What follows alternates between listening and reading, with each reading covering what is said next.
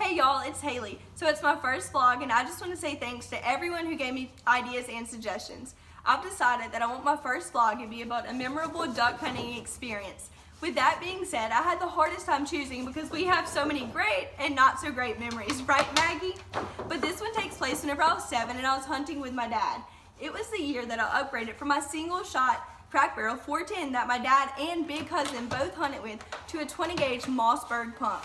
Looking back, I know that at the time I shouldn't have been that thrilled, but honestly I was just glad to be able to have 3 shells in my gun at once. Anyways, remember that I'm from South Louisiana, so we were definitely not spoiled with tons of mallards like I am here in Arkansas now. Fun fact, my dad moved my family to Arkansas specifically for duck hunting and to BB because of echo calls. Crazy, I know, but I'm just thankful that it all worked out because I love the natural state. Okay, anyways, it was an early morning and we were hunting on our land behind the house and we got all set up in the blind of whole dynamite, as my dad referred to it. And the blind was the base of a huge cypress tree. Maggie, calm down. This is Maggie. And anyways, the blind was the base of a huge cypress tree and it was probably 6 foot in diameter or so. And remember, we didn't have tons of mallards down there. So minutes before daylight, bukus of mainly wood ducks and other ducks started to pile in. My dad made me sit so still, I hated it then. He told me to be like a statue. So I had to pick out of the splits in the tree in the blind so I can choose the duck that I wanted to shoot. At that age, a duck was just a duck to me.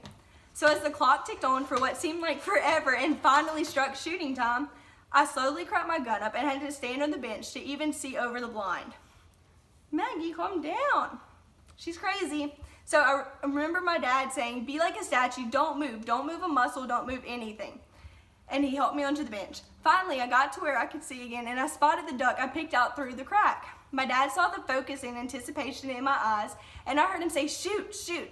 So I took a second glance at him for confirmation and I thought he said shoot again.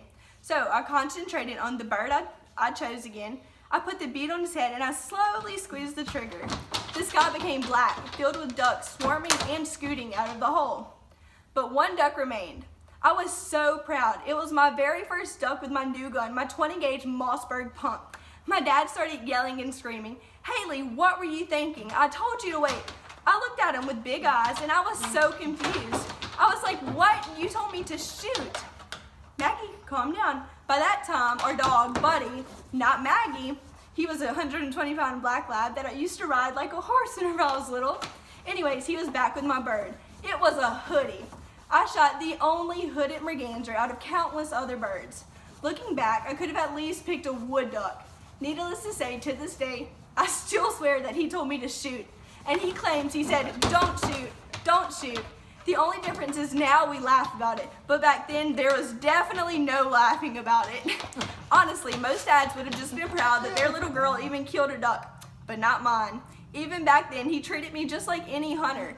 Sure, there's always been perks of being daddy's little girl, daddy's little hunting buddy, honestly. But at the same time, Maggie, calm down, sit down. But at the same time, I wouldn't change a thing about how he raised me and taught me to hunt, because that's probably why I'm as tough and competitive as I am today.